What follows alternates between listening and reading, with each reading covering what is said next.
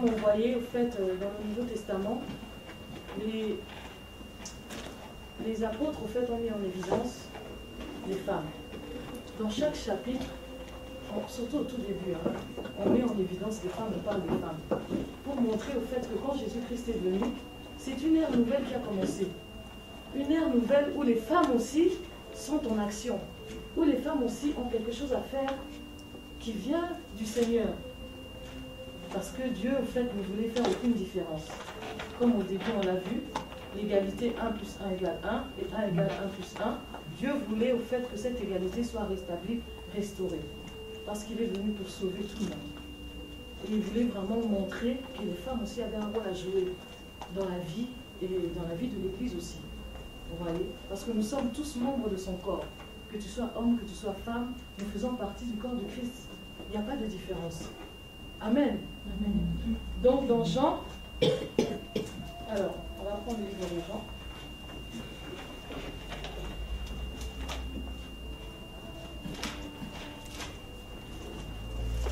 Alors hier on a parlé de Marie. Hein?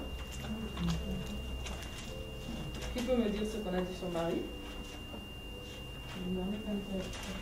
Oui. Marie, quand elle a entendu la violence, elle a cru. Elle a cru ce qu'il a dit. Elle a accepté ses frères, on va dire, pour pouvoir accueillir. Elle n'a jamais, elle ne s'est jamais élevée quand Jésus est rentré dans la terre. Elle a toujours été humble. Et elle s'est toujours effacée. Elle n'a jamais douté parce qu'elle savait que Jésus était une personne très importante. C'était voilà, celui qui pouvait sauver.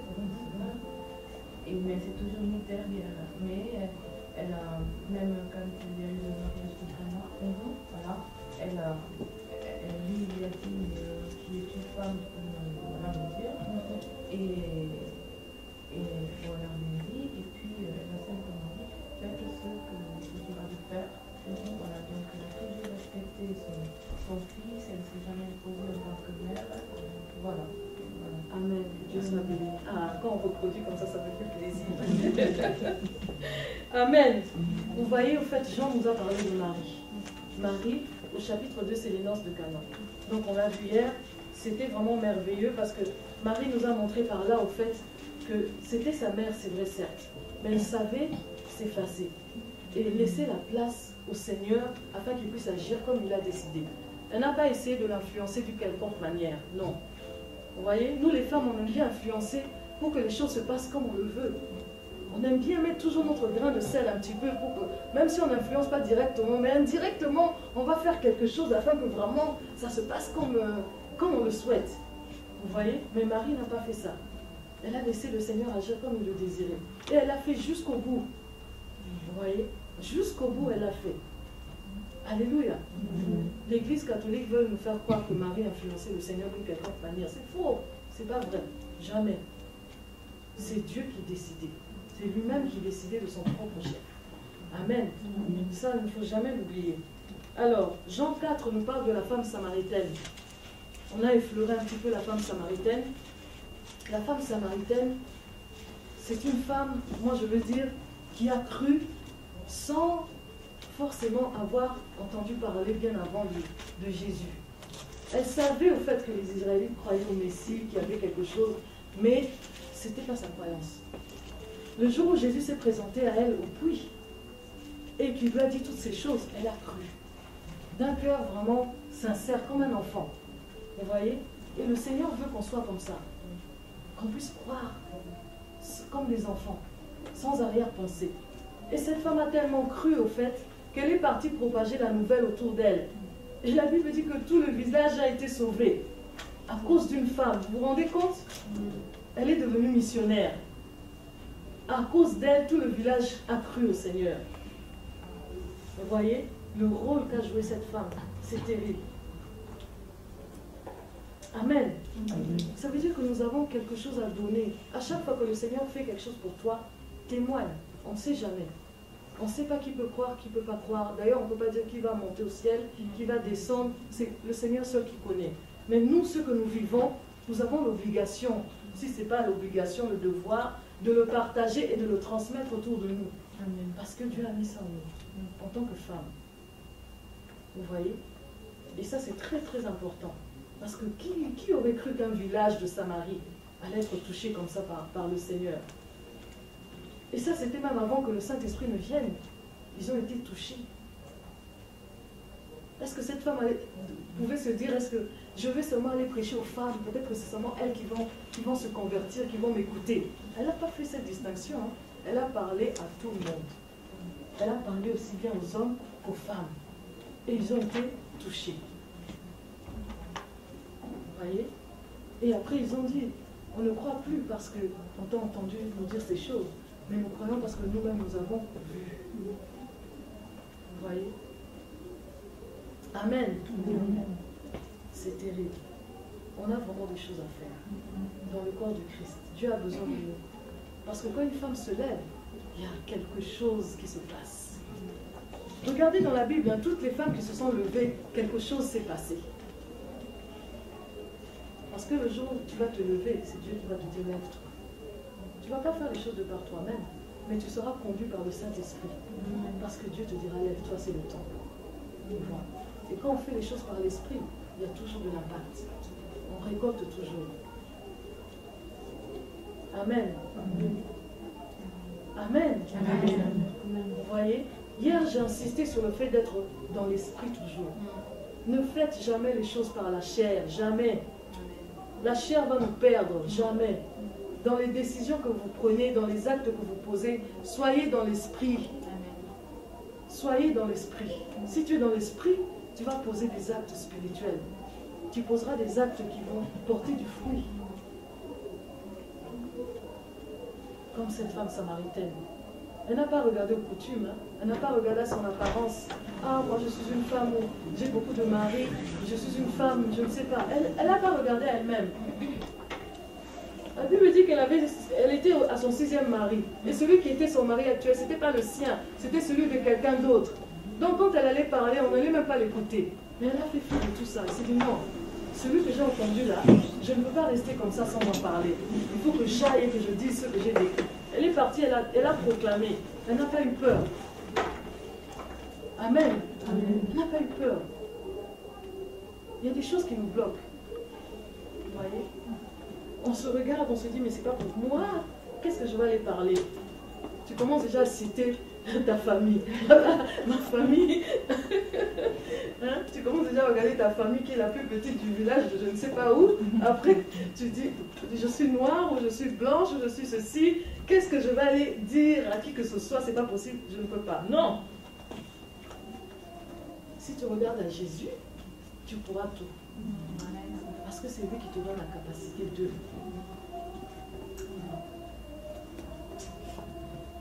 Alléluia.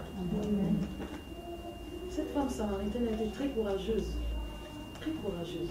Elle a même oublié qu'elle était partie puiser. Elle a couru au village.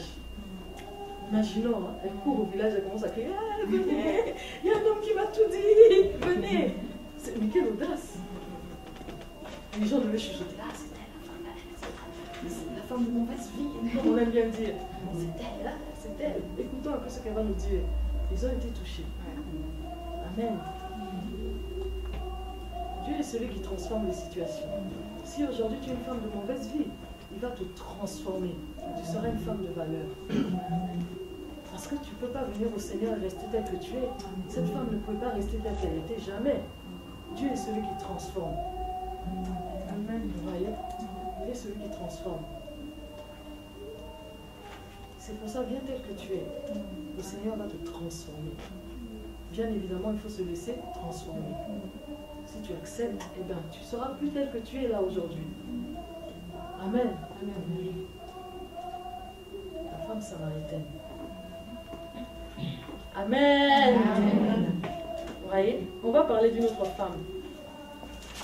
On va parler de Marie de Magdala. Non, avant de parler de Marie de Magdala, on va parler de la femme adultère. Dans Jean 8.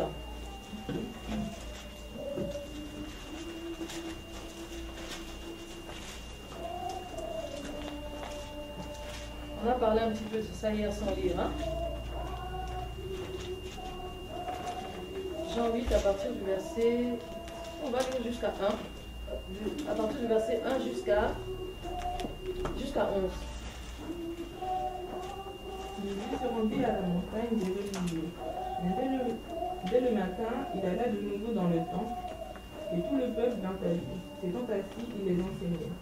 Alors les scribes et les pharisiens amenèrent une femme surprise en adultère, et la plaçant au milieu du peuple, ils dirent à Jésus, « Maître, cette femme a été surprise en flagrant délit d'adultère. Moïse, dans la loi, nous a ordonné de lapider de telles femmes. Toi donc, que dis-tu » Il disait cela pour l'éprouver afin de pouvoir l'accuser. Mais Jésus, s'étant baissé, écrivit avec le doigt sur la terre. Comme il continuait à l'interroger, il se releva et leur dit, que celui de vous qui est sans péché jette le premier la pierre contre elle. Et s'étant de nouveau baissé, il écrivit sur la terre. Quand ils entendirent cela, accusés par leur conscience, ils se retirèrent un à un, depuis les plus âgés jusqu'au dernier. Et Jésus resta seul avec la femme qui était là au milieu. Alors, s'étant relevé, et ne voyant plus que la femme, Jésus lui dit, « Femme, ce sont ceux qui t'accusaient. Personne ne t'a-t-il condamné ?» Elle répondit, « Non, Seigneur. » Et Jésus lui dit, « Je ne te condamne pas non plus. Va et ne pêche plus. » Amen. Amen. Vous voyez, en Israël, c'était quelque chose de nouveau. On ne pouvait que lapider une femme qui commet l'adultère. On oubliait même que l'adultère, là, ça se commet à deux. Mais c'est la femme qu'on lapide. Alléluia. Jésus a dit, d'accord, vous voulez la lapider, il n'y a pas de souci. Mais celui qui n'a pas péché d'entre vous, là, le premier qui jette la pierre, les gens ont dit, ils ont commencé à se retirer un à un. Un à un, ils ont commencé à se retirer. Parce que Jésus voulait leur faire comprendre que le péché, ce n'est pas seulement l'adultère. Il y a d'autres péchés que vous faites là, mais qui ne se voient pas à l'œil nu comme ça, que vous seul vous connaissez. Alors si tu n'as pas de péché, ok, jette la pierre, on te regarde maintenant. Et la Bible dit qu'ils se sont retirés depuis le plus âgé, hein, parce que c'est les plus âgés qui se rendent compte que durant toute leur vie là, ils ont fait beaucoup de choses. Ils se sont retirés un à un, et il n'y a eu personne. Jésus a regardé la femme, il a dit, mais il n'y a personne qui t'a condamné. Elle a dit, non, va et ne pêche plus. Voilà, parce que Jésus est venu pour transformer. Cette femme-là était venue adultère, mais quand elle est partie, elle a été transformée. Elle n'était plus adultère. Le Seigneur disait que celui qui regarde une femme, qui la convoite dans son cœur, a déjà commis. Voilà. Alléluia. Cette femme a été sauvée. À cause de ça, elle a été sauvée. Alléluia. Elle a été sauvée. Vous voyez que le traitement de Jésus envers les femmes était vraiment différent. Jésus voulait que la femme sorte des coutumes, qu'elle sorte des usages, qu'elle sorte des habitudes, qu'elle puisse connaître le Seigneur, qu'elle puisse le rencontrer de manière personnelle, afin que sa condition puisse changer. C'est pour ça qu'il est mort à la croix, afin que ma condition, ta condition puisse changer. Maintenant, il faut que tu réalises que ta condition a changé depuis que Jésus-Christ est mort et ressuscité. Il faut que tu le saches. Alléluia. Tu n'es plus dans les coutumes. Tu n'es plus dans les habitudes. Tu n'es plus dans la bassesse. Tu n'es plus un être inférieur, comme on considère les femmes toujours inférieures. Tu es égal à l'homme, bien qu'il soit ton supérieur. Mais tu es son égal. Et vous avez des rôles différents. Tu as aussi ton rôle à jouer. Et il faut le savoir. Amen. Alléluia. On va regarder Marie de Magdala. Alors, on va aller toujours dans Jean. Jean 19.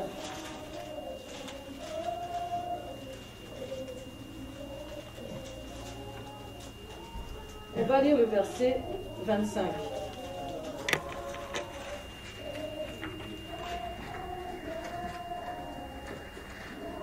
Vous y êtes, hein? Près de la croix de Jésus se tenait sa mère, la sœur de sa mère, Marie, la femme de Clopas, et Marie de Magdala. Amen. On dit que c'était pendant la crucifixion. Vous voyez, il y avait ces femmes qui étaient auprès du Seigneur pour assister le Seigneur dans sa douleur. Vous voyez, nous les femmes, on est toujours un peu émotives. Hein? Elles sont parties, je pense, pour pleurer. Hein? C'était pas pour le soutenir, mais c'était pour pleurer. Alléluia. Elles étaient tellement touchées qu'elles ne pouvaient pas rester inactives. Il fallait qu'elles voient, qu'elles pleurent. Il meurt. Alléluia. Mais elles étaient témoins. Vous voyez, elles étaient témoins de la mort du Seigneur. Elles sont restées jusqu'au bout. Elles sont même allées pour voir jusqu'où on allait mettre le Seigneur. Amen. Quel courage, hein? Alors qu'il était crucifié, considéré comme un malfaiteur, mais elles n'ont pas eu peur de le suivre quand même dans la mort. Vous voyez, elles étaient courageuses à cette époque-là quand même. Vous voyez? Et regardons au verset 20, à partir du premier verset. On peut lire hein, du premier verset, on va lire un peu jusqu'au 18. 20. Jean 20 du premier verset jusqu'à 18.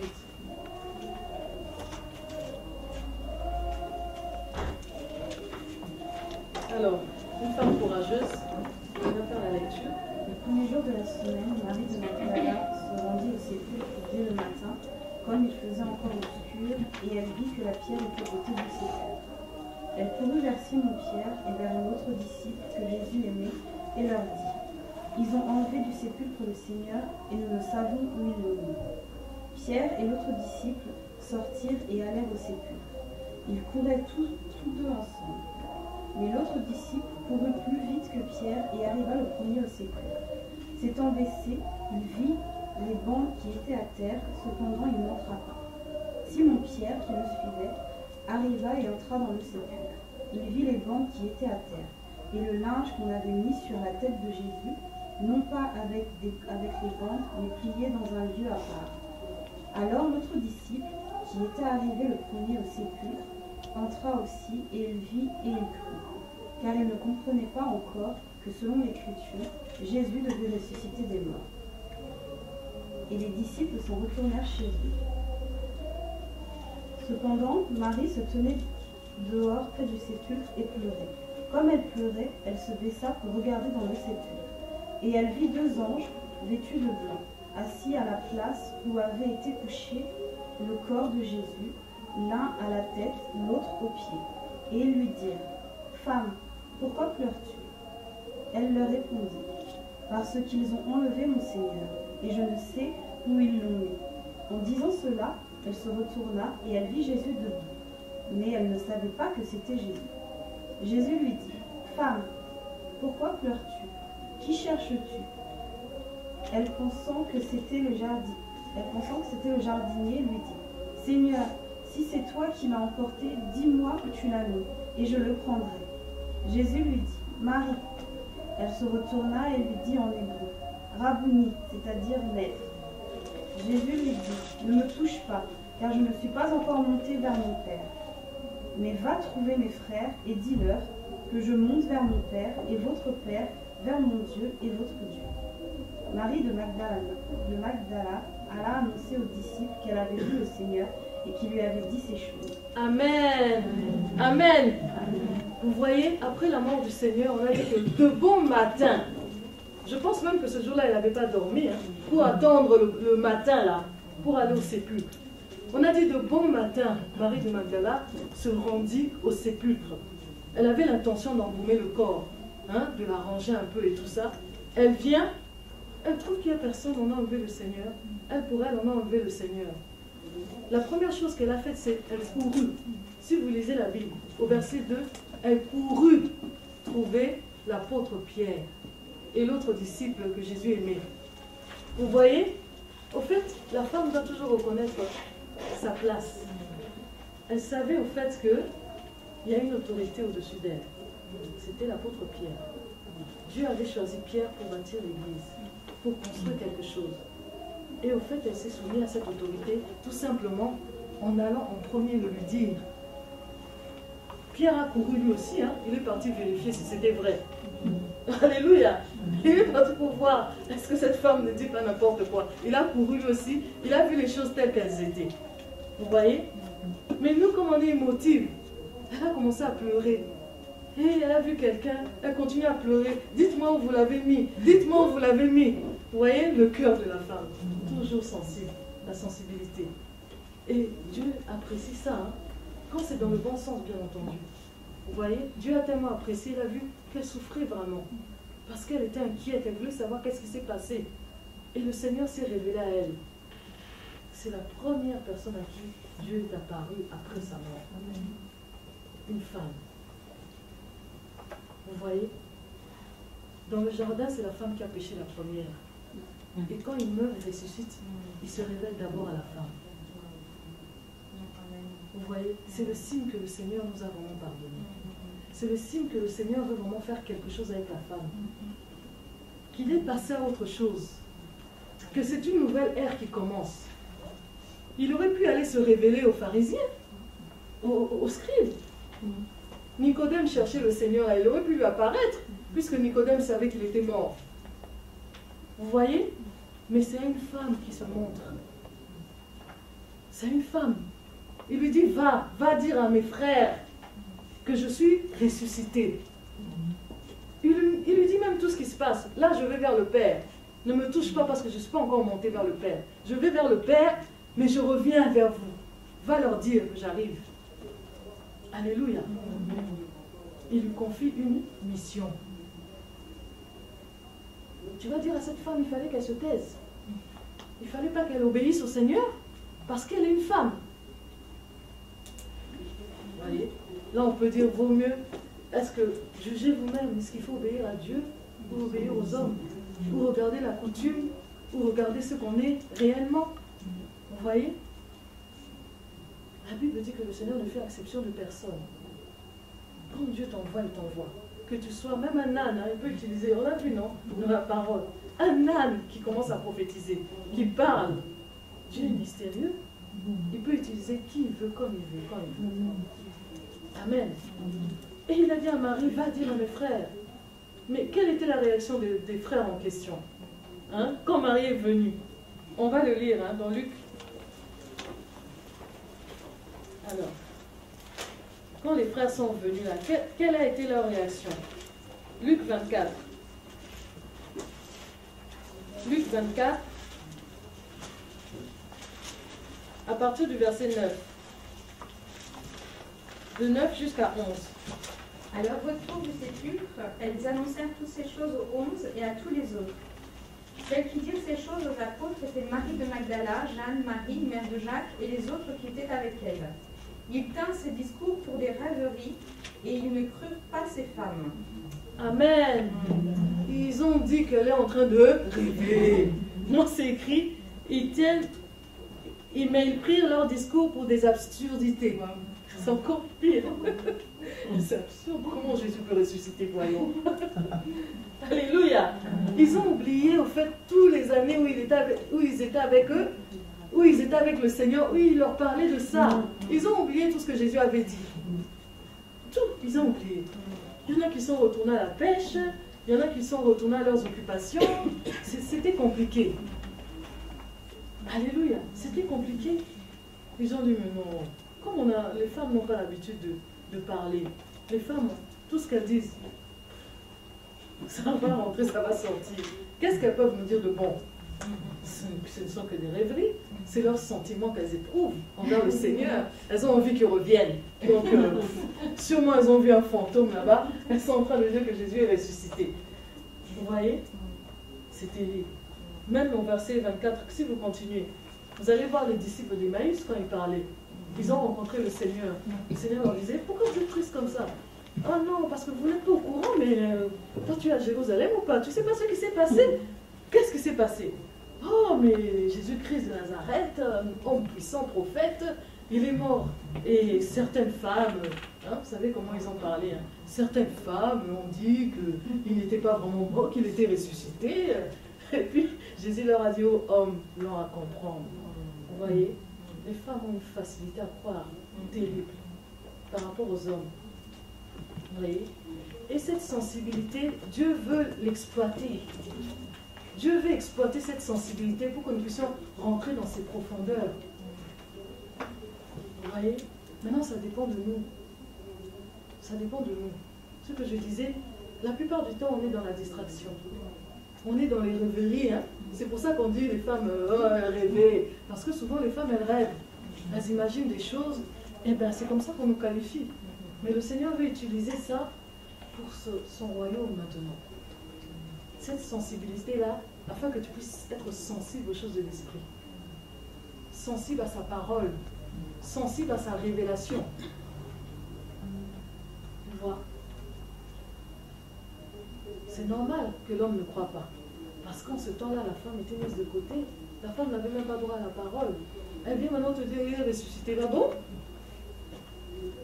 Tu devais se dire, mais pourquoi est-ce que s'il est ressuscité, c'est à vous qu'il s'est révélé? Pourquoi pas à nous, les hommes là? Il devait se dire ça. Mais nous, on a été avec lui pendant 3 ans là. Il nous a formés. Et pourquoi il ne s'est pas révélé à nous? À toi, Marie de Magdala, de laquelle est sorti cette démon là? Non, pas possible. Vous voyez, l'amour de Dieu envers la femme est immense. Pourquoi il a fait ça? Lui seul le sait. Mais je pense que c'était pour restaurer les choses. Pour que la femme puisse être prise au sérieux aussi. Pour qu'il voit que voilà, Dieu peut passer par elle aussi. Parce que s'il n'avait pas fait ça, ça aurait été un peu compliqué. Hein? Les disciples, peut-être qu'ils auraient continué à considérer la femme un peu, vous voyez, mais il s'est révélé à la femme d'abord. Voilà. Le Seigneur est tellement bon.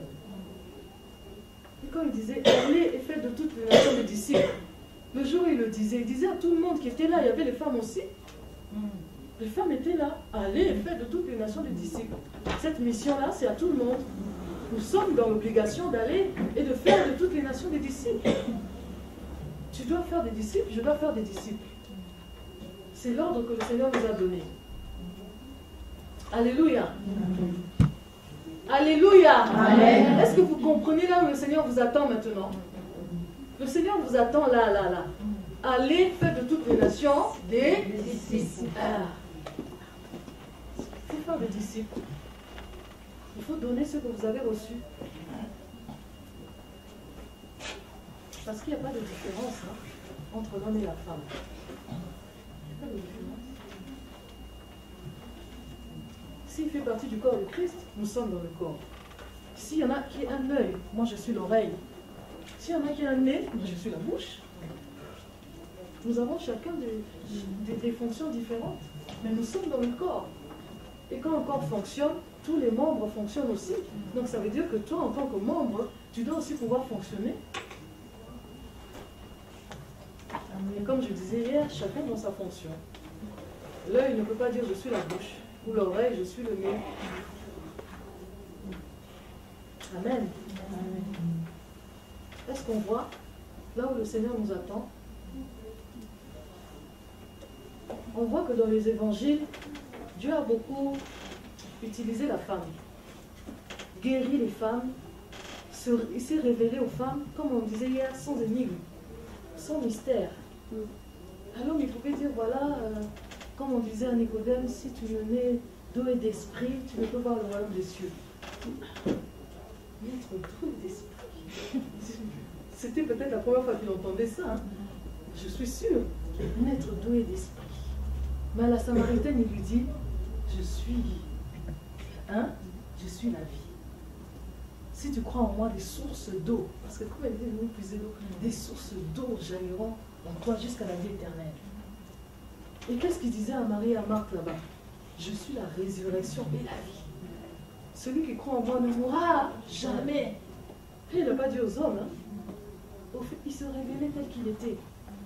Parce qu'il savait qu'elles vont avaler, elles vont prendre. Il disait oui, oui, oui Seigneur. Même si Marthe a dit, oh Seigneur, ils sont déjà... Hein? Comment est-ce que tu vas le ressusciter? Ils sont déjà... Mais Jésus l'a fait. Alléluia. Amen. Dieu nous montre en fait que nous avons simplement du prix à ses yeux. Il faut que tu te considères comme une vraie servante du Seigneur. Amen. Et le Seigneur agira. Parfois on se pose beaucoup de questions. Hein. Comment, pourquoi, comment ça va se passer, et tout ça. Mais si le Saint-Esprit descend sur toi, tu ne vas plus te poser de questions. Amen. Amen. Le Saint-Esprit descend sur toi, c'est un feu là. Ça descend sur toi là. Mais qui pourra t'arrêter? Personne. Qui pourra t'arrêter? Dans Actes des Apôtres, on voit que le Seigneur a utilisé beaucoup de femmes. Déjà, dans Acte 1, là, ils étaient tous dans la chambre haute. Il y avait les hommes, les femmes, la mère de Jésus, toutes les femmes étaient là, celles qui avaient cru. Elles étaient là avec les apôtres, les disciples. Et d'autres disciples, il n'y avait pas que les 12, hein. Ils étaient nombreux. Parce que le Seigneur avait dit, attendez-moi, vous recevrez une puissance, celle du Saint-Esprit. Et dans Acte 2, on voit que quand le Saint-Esprit est descendu, il est descendu sur tout le monde. On a dit des langues semblables à des langues de feu se posèrent sur chacun d'eux. On n'a pas dit se posèrent sur certains d'entre eux, mais on a dit sur chacun d'eux. Et tous ont commencé à parler d'autres langues. Sans exception. Vous voyez? Le jour où toi tu as cru, le Saint-Esprit est venu habiter en toi. Tu as reçu l'Esprit. Tu as reçu Jésus dans ton cœur. Tu as le Saint-Esprit. Et ce Saint-Esprit-là nous donne la capacité de se rapprocher d'abord du Seigneur. Et ensuite de le servir. Vous voyez? Et il faut le servir.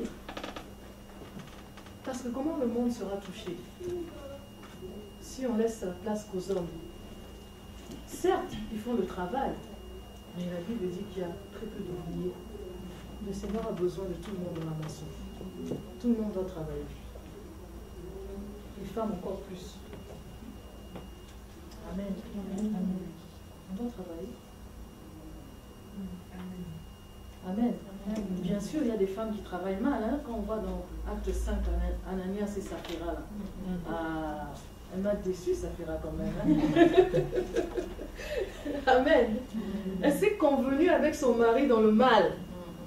Ah non. Elle s'est convenue avec son mari pour faire le mal, pour mentir. Ah là, le Seigneur n'est plus là. Vous voyez?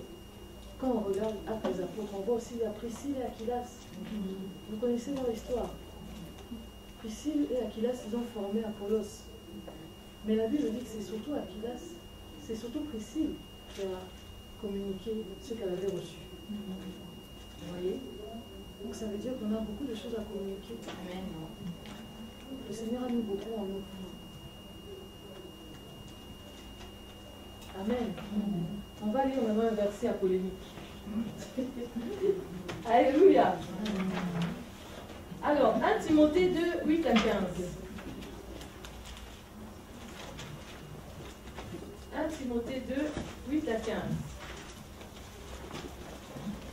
Et 1 Corinthiens 33, 35.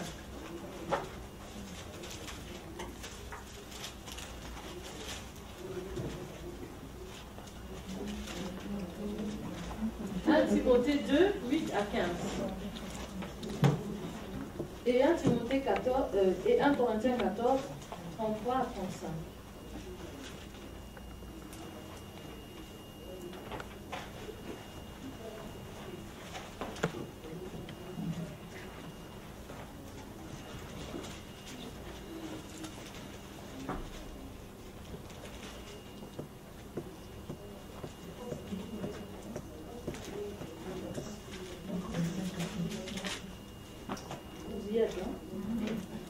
Je veux donc que les hommes prient en tout Dieu, en élevant des mains pures, sans colère ni mauvaise pensée.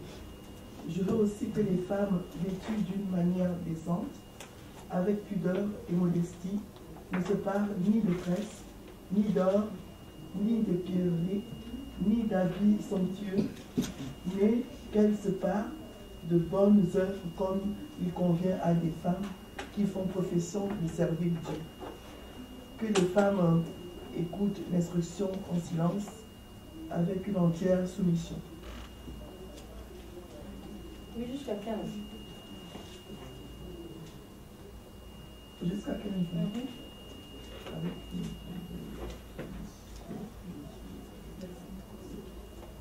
Verset 12.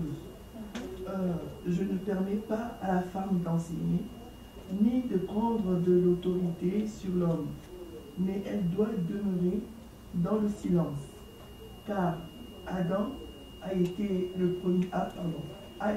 formé le premier, Ève ensuite, et ce n'est pas Adam qui a été séduit, c'est la femme qui séduite, s'est rendue coupable de transgression. Elle sera néanmoins sauvée en devenant mère si elle persévère avec modestie dans la foi, dans la charité et dans la sainteté. Amen. Alors 1 Corinthiens 14, 33 à 35.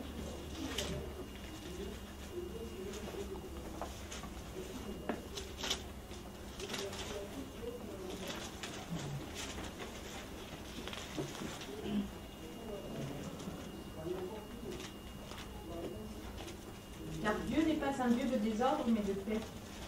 Comme dans toutes les églises des saints, que les femmes se taisent dans les assemblées, car il ne leur est pas permis d'y parler, mais qu'elles soient soumises selon que le dit aussi la loi. Oui, 35.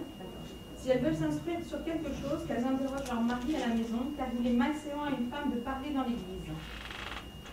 Amen. Ça, c'est les versets qu'on nous donne, nous, pour qu'on puisse se taire. Alléluia. Qu'est-ce que l'apôtre Paul veut dire par là? C'est compliqué, hein? Qu'est-ce que l'apôtre Paul veut dire par là? Je veux donc que les hommes prient en tout lieu en élevant des mains pures. Au verset 8. Vous pensez qu'il parlait seulement aux hommes? Les femmes ne devaient pas prier en élevant des mains pures? Alléluia. Attendez. C'est seulement les hommes qui devaient élever les mains pures devant le Seigneur ou pas? Non. Il y avait aussi les femmes. Hein? Nous devons tous élever des mains pures vers le Seigneur. De même, je veux aussi, quand il dit de même, je veux aussi, ça veut dire qu'il souligne là aussi que les femmes habillées d'une manière décente, parce qu'il y avait des femmes qui commençaient à s'habiller d'une manière indécente. N'oublions pas que quand Jésus-Christ est venu en Israël, les païennes aussi se sont converties. N'oublions pas cela, hein? Parce qu'elles faisaient partie de l'assemblée. Alors la manière dont elles s'habillaient n'était pas la même chose que les Juifs. C'était pas la même manière. Alors il fallait recadrer tout ça, parce que ça commençait un petit peu à aller dans tous les sens. Les Juifs aussi pouvaient se dire, mais si elle s'habille comme ça, pourquoi pas moi on est libéré, non? Vous voyez, ça commençait à prêter à confusion. Alors c'est pour ça que l'apôtre Paul dit non, la femme doit s'habiller de manière décente. Et aujourd'hui, on a encore à le préciser parce qu'on voit que les femmes, les bien aimées entre nous quand même, il y en a qui s'habillent, vous voyez, hein, de manière un peu à séduire les uns et les autres. Vous voyez? Et il faut retourner à la parole. L'apôtre Paul dit, il faut s'habiller de manière décente, avec pudeur. Ça veut dire qu'on ne va pas voir les bouts de ton corps. Ça, j'aime bien le préciser. Qu'on ne voit pas le bout de ton corps pointé quelque part. Non. En tant qu'enfant de Dieu, laisse ça aux païennes. Elles ne connaissent pas qui elles sont. Mais toi, tu connais ta place dans le corps du Christ. Tu sais que Jésus-Christ est mort pour toi. Et la Bible te dit que ton corps là, c'est le temple du Saint-Esprit.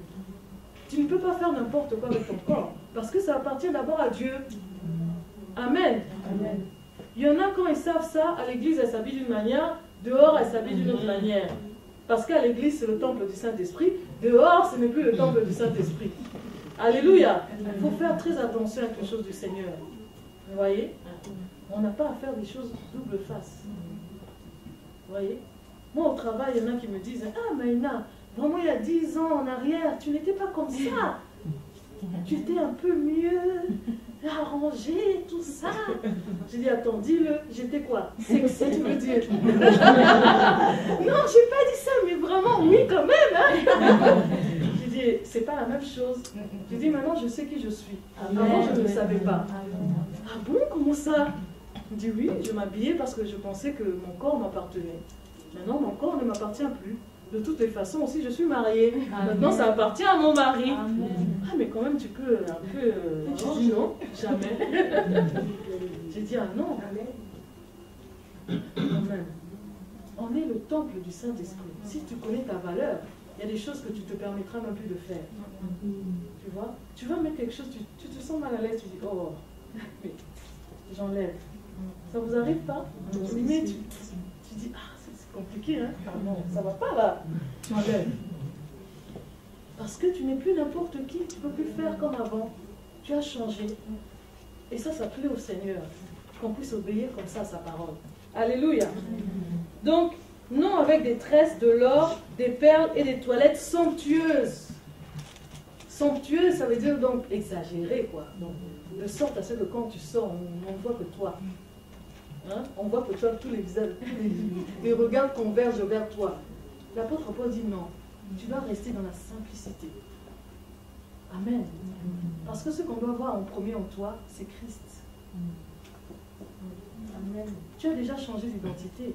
Quand les gens te regardent, moi j'aime bien dire, quand les gens te regardent, ils ne doivent pas avoir envie de te faire des bisous.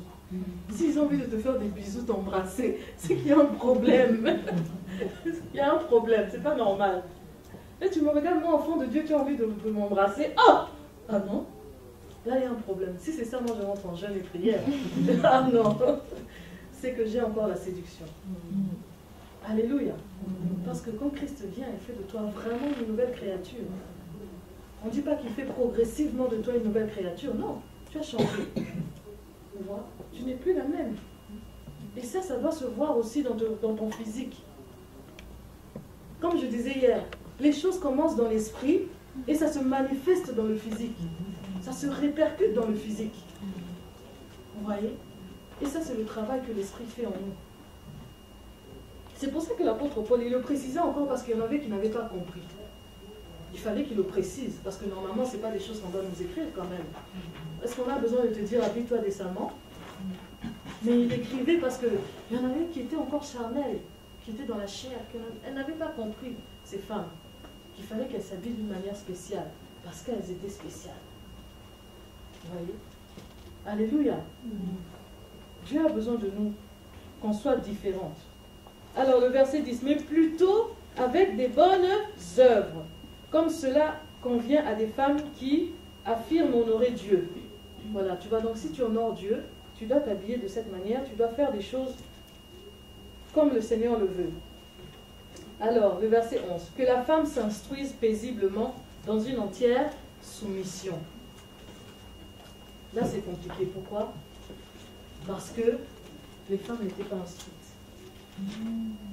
Vous voyez? C'était des choses nouvelles pour les femmes. Tout ce qu'on leur disait, elles ne savaient pas. Rappelez-vous, hier, je vous ai dit qu'elle n'avait pas droit à la Torah. On disait que celle qui apprenait à sa fille la Torah lui apprenait le libertinage. C'était compliqué. Elle n'avait pas la connaissance. Vous voyez? Et quand elles ont découvert brusquement les choses du Seigneur, on leur apprenait ça, c'était nouveau pour elles. Elles avaient tendance à poser des questions. Vous voyez, pendant que les choses se passaient, mais en fait, je ne comprends pas bien. Pendant que... Non! C'est pour ça qu'il dit, dans une entière soumission. Il fallait qu'elles soient soumises à ce qu'elles entendent. Qu'elles soient soumises à la personne qui parle, qui instruit, parce qu'elles n'avaient pas l'habitude. Vous voyez? Il avait besoin de le préciser. C'était compliqué à l'époque. Hein? Vous voyez? Et le verset 12, il dit, « Je ne lui permets pas d'enseigner et de dominer sur l'homme, mais je lui demande de garder une attitude paisible. Parce que Adam a été formé en premier et Ève ensuite. » Vous voyez? C'est ce qu'on a dit hier. Le premier jour, la femme est sortie de l'homme. Vous voyez? Et à cause du péché, la femme, on va dire, par rapport à l'autorité que Dieu leur avait donnée au jardin, a été placée maintenant en dessous d'Adam. Avant, il n'en était pas ainsi. Vous voyez? Et les choses ne s'équilibrent que dans le Seigneur, dans le couple. Vous voyez? Mais la Bible dit que l'homme est le chef de la femme. Donc cette hiérarchie doit être respectée aussi dans l'Église. Moi, quand je lis la parole, je lis les évangiles, je lis l'Ancien Testament et tout, du début à la fin, je n'ai pas vu où il y a une femme qui dirige une assemblée. Excusez-moi, hein, mais je n'ai pas vu. Le jour où celle qui va voir ça, qu'elle vienne me dire j'ai vu, moi j'ai pas vu. On n'a jamais vu une femme diriger une assemblée. Hein. Alléluia. Celle qui dirigeait, elle dirigeait avec les hommes. Elle prophétisait avec les hommes. Elle enseignait avec les hommes. Mais moi, je n'ai pas vu qu'il y en avait une qui était à la tête et qui faisait tout. Je n'ai pas vu ça. Parce qu'au niveau de la responsabilité, Dieu veut que l'homme soit responsable. Quand Adam et Ève ont péché dans le jardin, c'est qui que Dieu a appelé en premier? Adam. Qui a mangé le fruit en premier? Ève. Mais pourquoi est-ce que Dieu a appelé Adam? Il ne savait pas que c'était Ève qui avait mangé et qui lui avait donné. Il savait, non? Parce qu'au niveau de la responsabilité, l'homme a des comptes à rendre. Il a des comptes à rendre au Seigneur. Et par rapport à ça, Dieu veut que ça soit comme ça. Et même dans l'Église. Vous voyez? C'est pour ça qu'il dit l'homme est le chef de la femme. Adam a été formé en premier, Ève est venue ensuite. Donc ça veut dire quand il faudra rendre les comptes, l'homme va rendre d'abord les comptes. Même si c'est toi qui fais, c'est lui qui va payer pour toi. C'est pour ça que quand il compare l'homme et la femme, il compare Christ et l'Église. À cause de la responsabilité. Est-ce qu'on me comprend? Vous voyez? Quand l'apôtre Paul parle de ça, il dit comme par un seul homme le péché est entré dans le monde. Il n'a pas dit comme par une seule femme le péché. Vous voyez? Parce que c'est au niveau de la responsabilité. Et Dieu veut que ça soit ainsi. Une femme ne peut pas être berger. C'est pas possible. Mais au niveau d'attaque, est-ce qu'elle sera capable de gérer? Ça sera un peu compliqué. Moi, je vous assure que depuis que je suis dans le ministère avec mon mari, je pense que les attaques que lui il a et que moi j'ai, ça n'a rien de comparable. Même si je suis attaquée, mais ce n'est pas le même niveau. C'est pas le même niveau. Parce qu'au niveau, par rapport à la responsabilité, je ne pense pas que moi je pourrais tenir comme lui, il a tenu au fait depuis toutes ces années, non. C'est compliqué. C'est compliqué. Vous voyez? C'est pour ça que Dieu dit, je ne permets pas à la femme d'enseigner, de dominer sur l'homme. Vous savez, le mot enseigner, là, c'est vaste, hein? À quel moment la prédication devient un enseignement? Vous voyez, hein? Il y a tellement de choses. À quel moment est-ce que quand tu prêches, tu commences à rentrer dans l'enseignement? C'est difficile à savoir. Moi, là, ce que je fais, c'est quoi? Est-ce que j'enseigne, je prêche, j'exhorte ou... C'est compliqué, hein? Mais je suis sûre que j'enseigne. Alléluia. Et l'apôtre dit, je ne permets pas à la femme d'enseigner. Au fait, la femme doit enseigner dans un certain cadre. Vous voyez? Parce que elle doit être entourée d'une certaine couverture spirituelle. Alléluia. Elle doit être couverte par l'homme. Si dans ton assemblée, on posera les questions à la fin, que je ne perde pas le fil. Si dans ton assemblée, il y a des responsables, quand tu enseigneras sous la couverture d'un responsable, ça sera différent. Alléluia. Ça sera différent.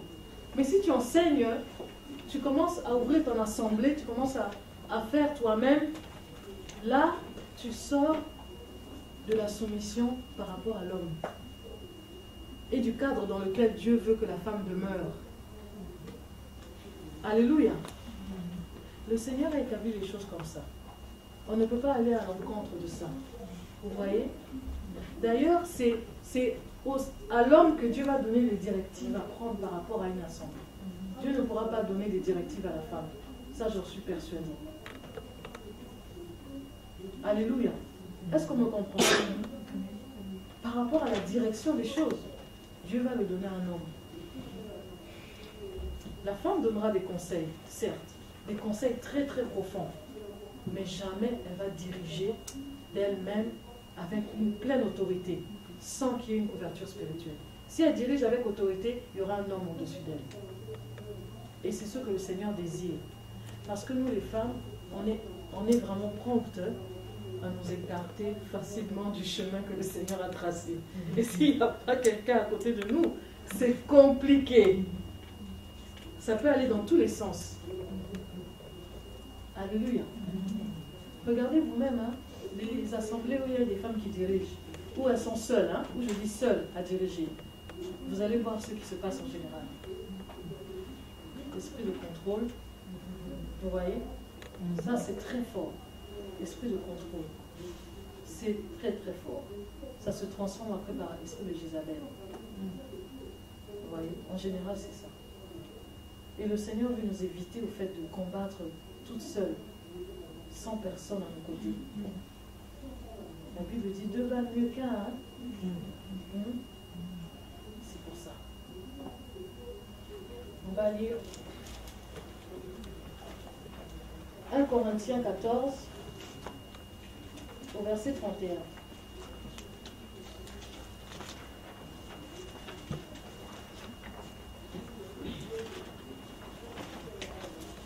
Corinthiens 14, 31.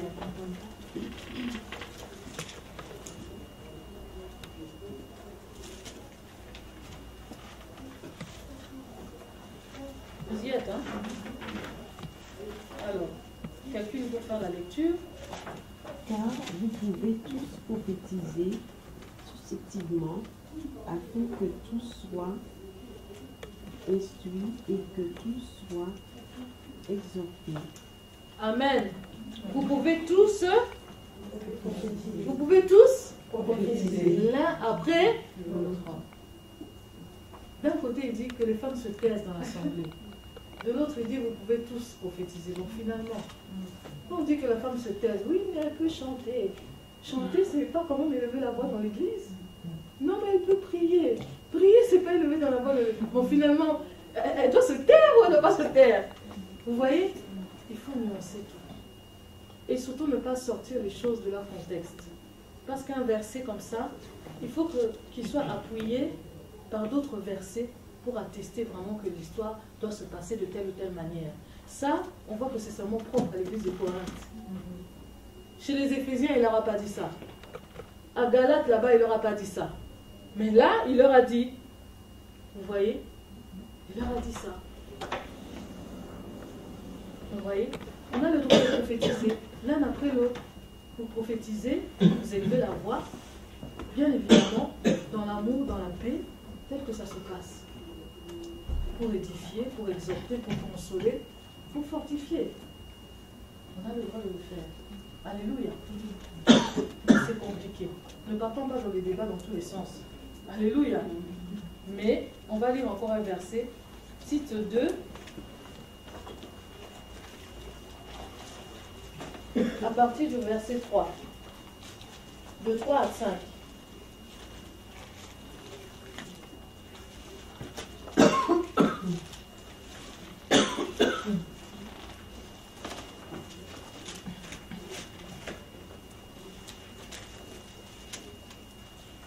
Dit que les femmes âgées doivent aussi avoir l'extérieur qui convient à la sainteté, n'être ni médisantes ni adonnées aux excès de vin. Qu'elles doivent donner de bonnes instructions dans le but d'apprendre aux jeunes femmes à aimer leur mari et leurs enfants, à être retenues, chastes, occupées aux soins domestiques, bonnes, soumises à leur mari, afin que la parole de Dieu ne soit pas blasphémée. Amen. Moi j'ai une autre version, je vais vous la lire.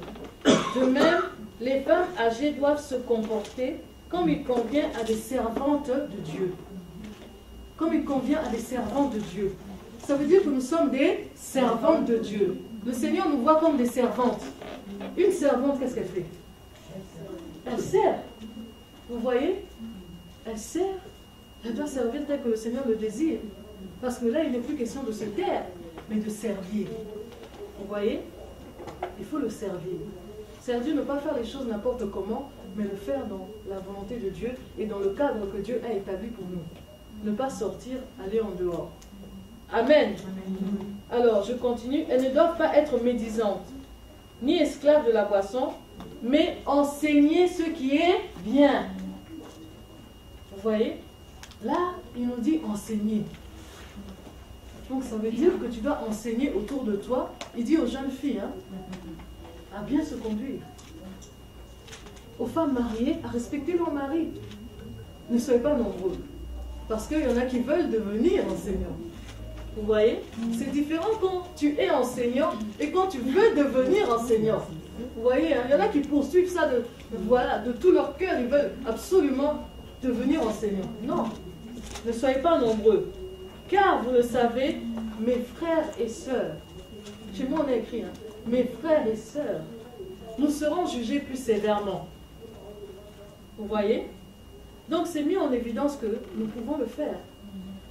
Mais plus il dit, n'enseignez pas parce que l'homme a été créé en premier, la femme ensuite. Vous voyez? Donc il y a un certain cadre dans lequel la femme peut enseigner. Il ne faut pas aller au-delà au fait du cadre que le Seigneur nous a imposé. Parce qu'après ça donne des dérivations. Vous voyez? Nous sommes des enseignants, nous sommes des servants du Seigneur. Mais faisons-le tel que le Seigneur le désire. Pas aller dans tous les sens en essayant de faire comme les hommes. Non. Est-ce qu'on a compris? Alléluia. Amen. Donc le ministère de la femme là, c'est profond.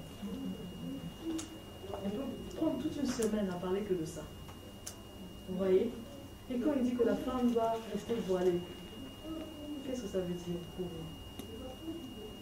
Qu'elle ne doit prophétiser que la tête voilée. Hein? Par rapport à la chevelure. Oui, qu'est-ce que ça veut dire pour toi? Mais en fait, à l'époque, je crois que il y avait beaucoup de femmes qui se rasaient en fait, pour marquer leur autorité en fait la domine sur les hommes, si je me rappelle bien. C'était par rapport à ces l'église de Corinth, c'est ça? Par rapport à Corinth. C'est toi qui parles, hein? Ah oui. Bon, en vrai, il y avait beaucoup de femmes en fait qui essayaient de marquer leur autorité en fait par rapport aux hommes, et donc ils se rasaient en fait la tête. Et quand il dit qu'il faut que les femmes prophétisent avec la tête voilée, c'est simplement avoir qui aient des cheveux en fait, qu'elles ne fassent pas comme ces femmes en fait qui étaient païennes et qui voulaient marquer leur autorité en se coupant les cheveux. En fait. Moi je me pense un peu ça. D'accord. Qui peut expliquer? Qui a compris ça comme ça aussi? Oui. Je crois que oui. L'apôtre Paul l'avait dit, c'était en fait parce que les femmes qui se rasaient la tête étaient des prostituées. C'est bien ça. Oui.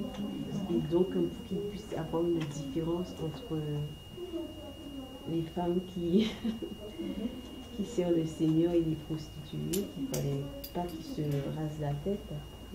Quelque chose comme ça. C'est vrai, il y a les deux. Hein. Il y a des femmes qui se rasaient la tête, les prostituées, il y en a qui voulaient s'affirmer. Et il y a aussi des femmes qui faisaient des sacrifices, hein, des païennes qui étaient dans les temples païens, qui servaient des dieux étrangers, qui se rasaient la tête pour les cultes là, vous voyez? Et c'était pas bon. Donc il disait que la chevelure a été donnée comme voile à la femme. C'est vrai, la chevelure qui tombe est un voile. Mais nous là, les noirs, les cheveux qui montent comme ça. Quand les cheveux sont crépus, au lieu de tomber, ça monte comme ça. Alléluia. C'est pour vous dire qu'aux yeux du Seigneur, ce n'est pas ce qui compte. Vous voyez, hein? Cheveux, pas cheveux, ça ne compte pas. C'est ton cœur. Ça dépend de l'utilité que tu veux faire avec ta tête aussi. Vous voyez? Si c'est pour aller séduire là, que tu fais ça, là c'est compliqué. Mais quand tu es au Seigneur, le plus important, on a dit, il ne faut pas que tes tresses soient extravagants. Que tes tresses soient simples, le plus simplement possible. Vous voyez? Et c'est ça qui est important aux yeux du Seigneur. C'est vrai, la chevelure a été donnée comme voile, mais le voile, ça tombe, non? Nous, ça monte. Comment tu vas faire? Alléluia! C'est compliqué. Vous voyez, il y a des versets de l'Écriture comme ça, c'est très compliqué. Parce qu'il écrivait ça à une certaine population. Vous voyez? Je ne sais pas s'il y avait des Noirs à l'époque, mais vous voyez, c'est compliqué. Alléluia! Est-ce qu'on a compris? Voilà, c'est ce qu'on devait finir hier. On a fini aujourd'hui. Alors, est-ce qu'il y a des questions avant qu'on passe à autre chose? Vous avez tout compris, hein? C'est bien. Oui. Oui. Si même avec personne est compris et qu'il n'y a pas d'ordre, ça fait quoi? Oh, mais la prière n'est pas interdite. Mais des fois, il y a, je sais pas, moi, c'est là, tout, quelqu'un a reçu quelque chose, je ne sais pas. Mais ça, c'est pas un problème. C'est pas une église. C'est pas une assemblée. Non, c'est une assemblée. Vous avez le droit de prier hein, entre frères et sœurs, c'est pas interdit. Même si il n'y a pas de frères. Vous priez, vous êtes devant le Seigneur, ça ne dérange pas. Mais à partir du moment où vous commencez à faire des activités comme les délivrances, tu vois, comme encadrer les gens, prier pour les gens, là ça devient un peu compliqué. Parce qu'il faut que vous puissiez être encadré spirituellement. Et qu'il y ait une couverture spirituelle par rapport à tout ce qui peut arriver après ensuite. Parce que là, vous rentrez vraiment dans des choses un peu compliquées où vous aurez besoin d'un appui spirituellement pour continuer parce que vous commencez à rentrer dans des choses, dans le combat spirituel par exemple. Tu vois? Et vous avez besoin d'une couverture spirituelle. Nous, quand on était à l'île de la Réunion avec mon mari, on était partis en mission. Il y avait une femme, en fait, qui venait de la métropole, qui est venue à l'île de la Réunion, justement. Et chez elle, au fait, elle avait une cellule de prière. C'est elle qui dirigeait la cellule de prière, elle faisait tout, hein. Donc, des délivrances, la parole, tout, c'est elle qui faisait. Mais elle n'avait pas de couverture spirituelle, vous voyez. Et quand elle est arrivée à l'île de la Réunion, au fait, elle était poursuivie par les esprits de mort qui voulaient qu'elle meure. Et tu te souviens de l'histoire que mon mari avait racontée. Au fait, cette femme est arrivée à l'assemblée. À un moment donné, on a prié pour elle. Elle était saisie sous l'onction, elle est tombée par la tête comme ça. Boum. Au fait, les démons l'ont poussée, elle est tombée, sa tête a éclaté. Ah oui. Et elle a commencé à écumer. Ses yeux se sont retournés, elle a commencé à mourir. On l'a vite emmenée dans la salle, elle était morte. Complètement morte. Ah oui. Ces choses-là, on ne rigole pas avec ça. Hein. Quand on a vu ça, on a dit Seigneur, là si elle meurt, voilà, on est des sorciers. On l'a tuée, voilà. Mais non, on va prier. On a prié pour elle. Ah. Mon mari s'est couché sur elle comme dans la Bible. Ah, elle est ressuscitée. Amen. Ah oui. Et puis elle nous a dit, hein, oui, j'ai une cellule chez moi. Quand je partais, on avait prophétisé que j'avais des esprits de mort. Nous, on a dit, mais ma soeur, il faut une couverture. Le niveau d'attaque que tu as quand tu pries et quand tu l'exerces, c'est pas le même que si tu pries tranquillement dans ta maison avec 2-3 frères. Hein. Ce n'est pas la même chose. Ah oui. Et elle a compris. Hein. On a dit, mais là, c'est pas bon. Il faut que tu fasses quelque chose. Tu peux mourir comme ça. Bon, imaginez que ça arrive dans la rue, il n'y a personne pour prier pour elle. Ah oui, elle était morte. Hein. C'est compliqué, hein. Les choses du Seigneur, là, on ne rigole pas avec, hein, parce que c'est très compliqué. Ce qui fait que dans la femme, en fait, il y a 2 facettes. Il y a une facette qui est dans la chair et il y a une facette qui est dans l'esprit. Et ça fait que les choses de l'esprit ne peuvent pas se développer. Parce que plus tu avances avec le Seigneur, plus ces choses aussi avancent avec toi. À un moment donné, ça va coincer. Vous voyez ? Le Seigneur veut qu'on manifeste le fruit du Saint-Esprit. Mais comment ce fruit va se manifester si toi tu n'es pas morte d'abord? Ça ne peut pas se manifester. Tu dois d'abord mourir. Et c'est pour ça que le Seigneur nous fait passer par le brisement, par le désert, par le rejet, les incompréhensions. Vous voyez? Tout ça là, tu dois vivre ça pour que tu meurs. Parce que tant que tu n'es pas morte, c'est pas possible. On va lire Jean 12.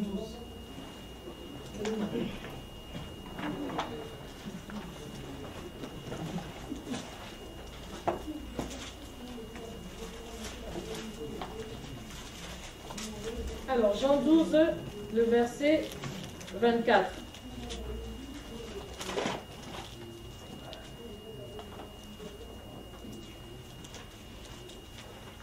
Alors, qu'est-ce que la Bible dit? En vérité, en vérité. Vous savez quand Dieu commence par en vérité, hein? Ça veut dire que c'est vraiment vrai. En vérité, je vous le dis, si le grain de blé tombé en terre ne meurt, il reste. Mais s'il meurt, il porte. Alléluia. Bien entendu, Jésus parlait d'abord de lui. Il disait que moi là, si je ne meurs pas, vous tous, vous ne pouvez pas être sauvés. L'Église n'allait pas naître. Vous voyez? Parce que les fruits de la mort de Jésus, c'est nous. C'est notre conversion. Vous voyez? C'est tout ce que vous voyez aujourd'hui. Mais nous aussi, nous devons mourir pour porter de fruits. Ça veut dire que si nous ne sommes pas enterrés, nous n'allons pas porter de fruits. Parce que la particularité, en fait, du fruit, c'est quoi? C'est que quand tu plantes la graine, de la graine, quand tu la mets au sol, là, avant qu'elle puisse produire, elle va d'abord pourrir à l'intérieur. Et ensuite, ça va donner, vous voyez, ça va pousser, ça va germer. Vous voyez? Et le Seigneur veut qu'on soit comme ça. Parce que si tu ne meurs pas, c'est pas possible. Tu ne pourras pas rentrer dans le service. Parce que si tu ne meurs pas, quand tu vas commencer à servir le Seigneur, tes sentiments vont commencer à rentrer dans la parole de Dieu. Dieu ne veut pas que tu prophétises avec tes sentiments. Dieu ne veut pas que tu exhortes avec tes sentiments. Dieu ne veut pas que tu exhortes avec tes propres pensées, mais avec les pensées de Dieu. Et pour ça, il a besoin d'abord de te briser. Alléluia. Il a besoin de te briser. Qu'est-ce que Jean-Baptiste disait? Moi, je vous baptise d'eau. Dans Jean 3, Marc 3, je pense. Non, 3, il dit, moi, je vous baptise d'eau. Mais celui qui vient après moi vous baptisera du Saint-Esprit et de feu. Vous voyez? Le feu, là, c'est pour nous épurer. C'est pour nous nettoyer, pour nous sanctifier.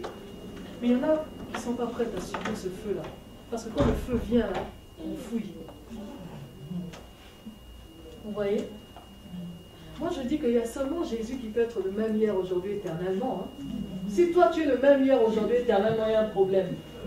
Alléluia. Depuis que tu es converti, tu es le même. Ah non!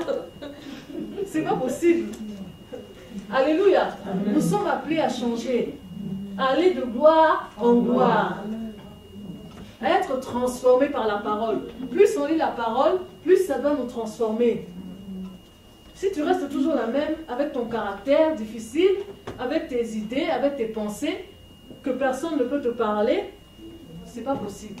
Tu ne vas pas aller loin. Tu vas rester dans les choses basiques. Vous voyez?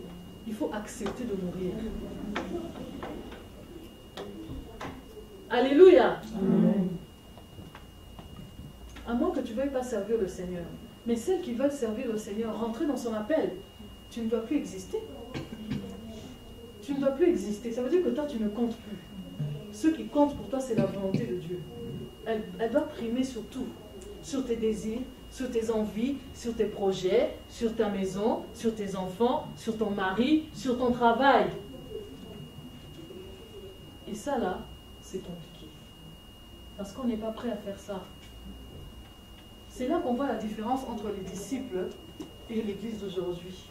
L'église d'aujourd'hui, on n'est pas puissante. Pourquoi vous pensez qu'on n'est pas puissant? Parce que quand on se convertit, on reste tel qu'on est. Eux, là, quand ils se convertissaient, ils changeaient même leur manière de penser. Leur manière de vivre changeait. Mais nous, là, on conserve tout. Mais on veut suivre Jésus avec tous nos bagages. Alléluia. Non, c'est pas possible. C'est pas possible. Si tu étais méchante dans le monde, tu te convertis, ça doit changer. Moi, si vous me voyez avant que je sois convertie, c'est le jour et la nuit. Mais le Seigneur a fait un travail incroyable sur moi. Je peux vous dire, c'est la vérité. Un travail immense. Et ce n'est pas fini parce que je continue à être transformée. Parce que je veux continuer à être transformée par le Seigneur. Je ne lui ferme pas la porte. Parce que je ne sais pas où est-ce qu'il m'emmène. J'entrevois un petit peu, mais pas totalement. Alors je me laisse conduire. J'étais comme un garçon.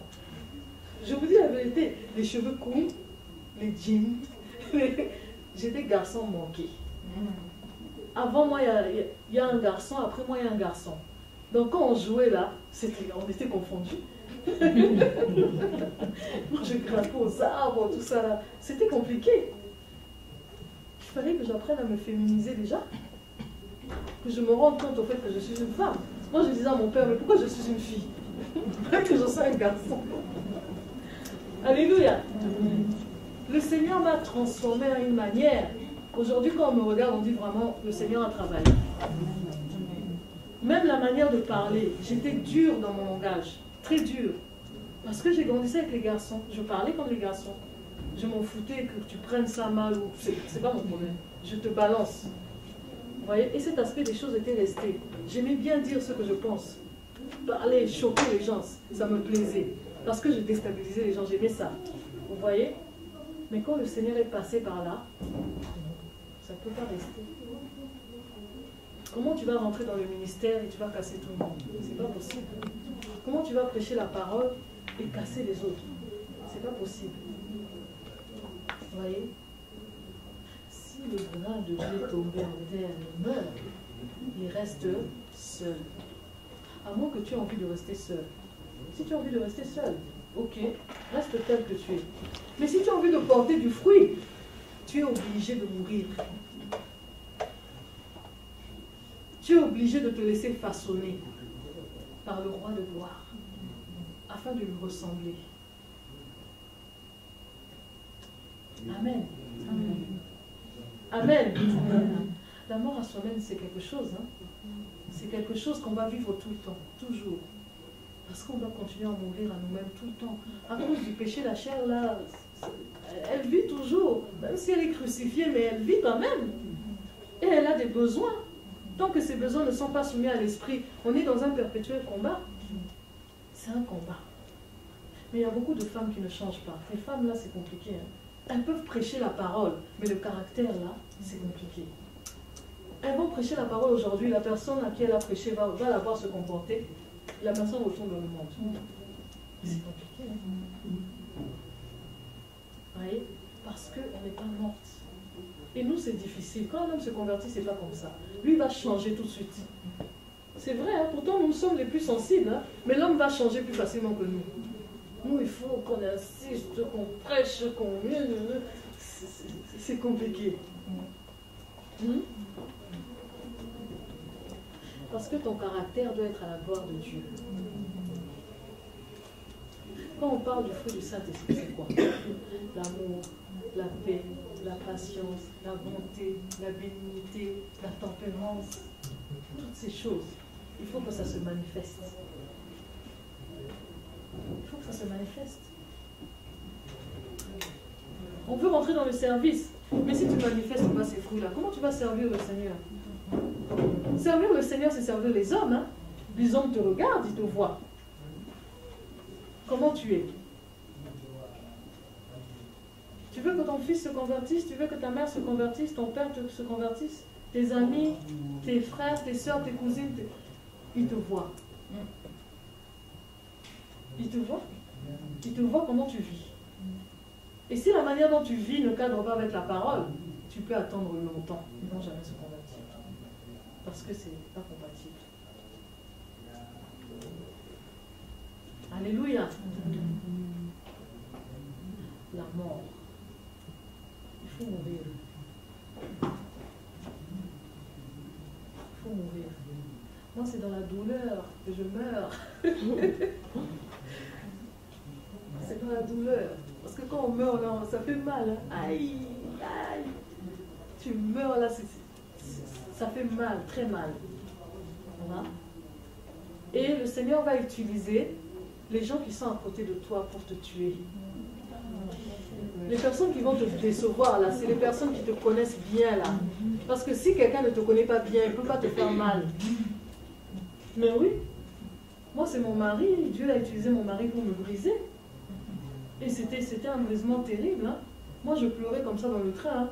Il me parlait, je pleurais. Mais pourquoi tu pleures dans le train comme ça? Hein? Tu n'as pas honte? C'était compliqué. Vous savez quand Dieu dit que Adam n'avait pas trouvé de vis-à-vis, hein, c'est la vérité. Parce que le jour où moi j'ai su que c'était mon mari, quand on s'est mis ensemble, c'est comme si je me voyais au travers d'un miroir. Que le miroir me montrait ce que j'étais en réalité. La jalousie, la méchanceté, les rancunes. Je me voyais. J'avais un esprit de vengeance terrible. S'il me fait ça, moi je fais ça. C'était compliqué. Hein? Au fait, mon caractère est ressorti comme ça là. Ah, moi je pleurais, hein. Ah, je pleurais parce que vraiment je me disais, c'est pas possible, je vais pas monter au ciel. C'est terrible, hein. Mais Dieu ne peut que te tuer avec quelqu'un que tu connais. Vous voyez? Et Dieu se sert du mariage. Amen. Dieu se sert du mariage. Dieu se sert du mariage. C'est compliqué. Quand tu rentres dans le mariage, là, tu te dis, c'est bien, je suis mariée, tout ça. C'est là où tout commence. Ça commence. Ah, je dis bienvenue. Moi, ça fait 10 ans. Mon père m'avait dit, ah, tu te maries, c'est bien. Alors, la première année, tout est beau, tout est rose. La deuxième année, tu commences à te rendre compte qu'au fait, il y a des choses, que peut-être que c'était pas ça, tu t'es peut-être trompé. Et c'est vrai, la deuxième année, je m'enfermais dans les toilettes, je pleurais. Je disais, Seigneur, c'est pas ta volonté, c'est pas possible. C'est trop dur. C'est trop dur. Il y en avait qui avaient des cours de fiançailles. Moi, j'ai pas eu de cours de fiançailles. Je suis rentrée dans le mariage tel que j'étais. Ah, rien du tout. Personne ne m'a dit, il faut faire ci, il faut faire... Rien du tout. Donc, c'était compliqué. On se prenait la tête, chacun regardait de son côté dans le lit. Je vous dis, c'était compliqué. Hein. Je vous dis la vérité, les choses telles qu'elles sont. Vous voyez? Pour vous dire que quand Dieu commence à briser quelqu'un, c'est dur. Ah, on dormait, chacun regardait de son côté comme ça. La troisième année, vous commencez à vous regarder les défauts. Toi, tu fais ça, c'est pas bon. Ah, là, là, là. La troisième année, c'est ça. La quatrième année, vous commencez à bien vous connaître maintenant. Les paroles dures commencent à sortir. Ah oui, voilà. La cinquième année, vous commencez à vous accepter les défauts maintenant. Tu vois, quand tu aimes les défauts. Tu commences à accepter. La sixième année, vous mettez tout à plat. Bon, on recommence à zéro.